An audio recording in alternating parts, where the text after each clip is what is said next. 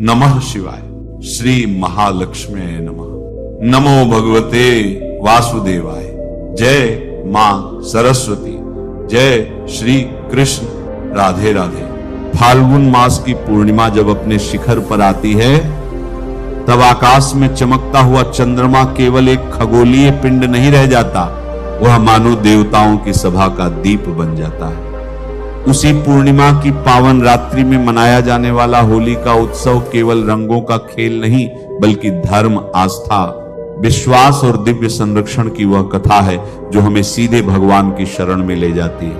और जब इसी होली के अवसर पर चंद्र ग्रहण का योग बनता है तब यह संयोग साधारण नहीं माना जाता बल्कि इसे अत्यंत प्रभावशाली, गूढ़ और आध्यात्मिक दृष्टि से विशेष माना जाता है। इस वर्ष फाल्गुन शुक्ल पक्ष की पूर्णिमा तिथि 2 मार्च को सायं 5:55 से प्रारंभ होकर 3 मार्च को सायं 5:07 तक रहेगी। ज्योतिषीय गणना के अनुसार 2 मार्च की रात्रि को होलिका दहन किया जाएगा क्योंकि 3 मार्च को चंद्र ग्रहण का प्रभाव रहेगा।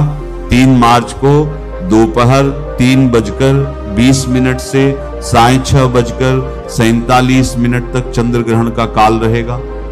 ग्रहण का सूतक 9 घंटे पूर्व अर्थात सुबह 6:20 से आरंभ हो जाएगा। चंद्रोदय सायं लगभग 5:59 पर होगा किंतु ग्रहण का प्रारंभ उससे पूर्व हो चुका होगा। इसलिए भारत में मुख्यतः ग्रहण का मोक्ष काल ही दृष्टिगोचर होगा।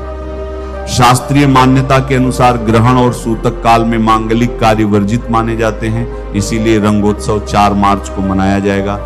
होली की यह रात्रि केवल अग्नि प्रज्वलन की नहीं बल्कि उस दिव्य कथा की स्मृति है जिसमें भक्त प्रहलाद की रक्षा के लिए भगवान विष्णु ने अपने उग्र और दिव्य अवतार नरसिंह के रूप में प्रकट होकर अधर्म का अंत किया। होलिका दहन की अग्नि हमें यह स्मरण कराती है कि सत्य और भक्ति की रक्षा स्वयं भगवान करते हैं।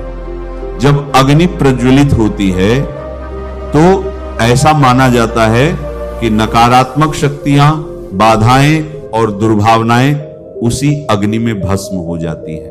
परंपरा है कि होलिका दहन की अग्नि में नारियल, गेहूं, जौ और गुड़ अर्पित किए जाएं। यह अर्पण केवल सामग्री का नहीं बल्कि अपने अहंकार, अपने भय, अपनी चिंताओं और अपनी दरिद्रता का प्रतीकात्मक समर्पण है। जब श्रद्धा से यह अर्पण किया जाता है तो मन में यह विश्वास जागता है कि जीवन की नकारात्मक ऊर्जा नष्ट हो रही है और सकारात्मकता का प्रकाश घर में प्रवेश कर रहा है। घर में सुख, शांति और समृद्धि की कामना से अग्नि को प्रणाम किया जाता है। धन और समृद्धि की कामना करने वाले श्रद्धालु इस रात्रि 7 गोमती चक्र अग्नि में अर्पित करते हुए श्री महालक्ष्मी नमः मंत्र का जप करते हैं। माता लक्ष्मी को प्रसन्न करने की यह प्राचीन परंपरा मानी जाती है। श्रद्धा और विश्वास के साथ किया गया ये जप व्यक्ति के मन में आत्मविश्वास और आशा का संचार करता है। ऐसा विश्वास है कि भगवान विष्णु और महालक्ष्मी की कृपा से आर्थिक बाधाएं धीरे धीरे दूर होती हैं और धनागमन के मार्ग खुलते हैं। किंतु यह सब आस्था और परिश्रम के साथ जुड़ा होता है क्योंकि धर्म केवल उपाय नहीं सिखाता, कर्म का महत्व भी सिखाता है। स्वास्थ्य की दृष्टि से भी होलिका दहन की रात्रि को विशेष माना गया है। हल्दी की सूखी गांठ अग्नि में अर्पित करना शुभ समझा जाता है। हल्दी स्वयं में पवित्रता और आरोग्य का प्रतीक है। होलिका की राख को तिल या सरसों के तेल में मिलाकर शरीर पर लगाने की परंपरा भी कुछ स्थानों पर प्रचलित है। यह मान्यता है कि इससे त्वचा संबंधी कष्टों में राहत मिलती है। यद्यपि चिकित्सकीय सलाह सदैव आवश्यक है, फिर भी धार्मिक आस्था मनोबल को सुदृढ़ करती है और मनोबल ही स्वास्थ्य का आधा उपचार है। यदि किसी के जीवन में शत्रुता, विवाद या कानूनी संघर्ष चल रहा हो तो होलिका की राख को घर के चारों ओर छिड़कने की परंपरा है। यह प्रतीक है सुरक्षा का। यह विश्वास है कि भगवान नरसिंह की उग्र शक्ति अन्याय से रक्षा करेगी। साथ ही सिंदूर और तेल का दीपक जलाकर हनुमान जी का ध्यान करना भी साहस और विजय का प्रतीक माना गया है। हनुमान जी की उपासना से भय दूर होता है और मन में दृढ़ता आती है वैवाहिक और पारिवारिक सुख के लिए। होलिका दहन के समय 5 गुलाब के पुष्प अग्नि में अर्पित करने की परंपरा है। गुलाब प्रेम का प्रतीक है। जब पति पत्नी या परिवार के सदस्य मिलकर अग्नि के समक्ष प्रेम और एकता की कामना करते हैं तो उनके मन का कठोरपन पिघलता है। होलिका दहन के पश्चात गंगा जल का घर में छिड़काव करना पवित्रता और शांति का संकेत है। यह केवल जल का छिड़काव नहीं बल्कि अपने घर में सकारात्मक ऊर्जा आमंत्रित करने का भाव है। बच्चों को बुरी नजर से बचाने के लिए उन्हें गोद में लेकर या साथ चलाकर होलिका की 7 परिक्रमा कराई जाती है। उनके हाथ में मुरमुरे देकर परिक्रमा के पश्चात उन्हें अग्नि में अर्पित किया जाता है। यह प्रतीकात्मक रूप से सभी दोषों को अग्नि में समर्पित करना है। घर के मुख्य द्वार पर होलिका की राख छिड़कना या लाल कपड़े में बांधकर तिजोरी में रखना भी समृद्धि और सुरक्षा का प्रतीक माना गया है। भाग्य और सफलता की कामना से होलिका दहन की रात्रि भगवान विष्णु और माता लक्ष्मी की विशेष पूजा की जाती है। यह विश्वास है कि इस रात्रि की साधना से सौभाग्य जागृत होता है। किंतु यह समझना आवश्यक है कि धर्म चमत्कार का वादा नहीं करता, वह प्रेरणा देता है, दिशा देता है और आंतरिक परिवर्तन लाता है। जब मन बदलता है तब परिस्थितियां भी बदलने लगती हैं। संतान सुख की इच्छा रखने वाले श्रद्धालु भगवान शिव और माता पार्वती का ध्यान करते हुए नारियल अर्पित करते हैं। शिव पार्वती का दाम्पत्य जीवन आदर्श माना गया है और उनकी कृपा से परिवार में संतुलन और संतान का सुख प्राप्त हो, ऐसी कामना की जाती है। होली की राख से यह भी संभव है। आपको अनार की लकड़ी से होलिका दहन वाले स्थान पर उस व्यक्ति का नाम लिखना है जिसे अपनी सदस्यता समाप्त करना चाहते हैं। उस नाम को उस स्थान से थोड़ी सी और फिर उस व्यक्ति थोड़ी ही सही जिससे उसके मन में आपके प्रति कड़वाहट और आपके दुश्मनी में बदल। अगर आपको बार बार आर्थिक नुकसान का सामना करना पड़ता है तो आपको ये अपने घर की चौखट पर है। आज रात में होलिका दहन के समय वो आटे का दीपक अग्नि में समर्पित कर देना है और सच्चे मन से प्रार्थना करें, अगर आप पर किसी की बुरी नजर लगी तो ऐसा करने से हट जाए और आपके घर में वास्तु शास्त्र के अनुसार घर में दक्षिण पूर्व दिशा में रखना चाहिए। इससे घर में अग्नि तत्व और यहाँ पर अपनी रसोई में रखना चाहिए।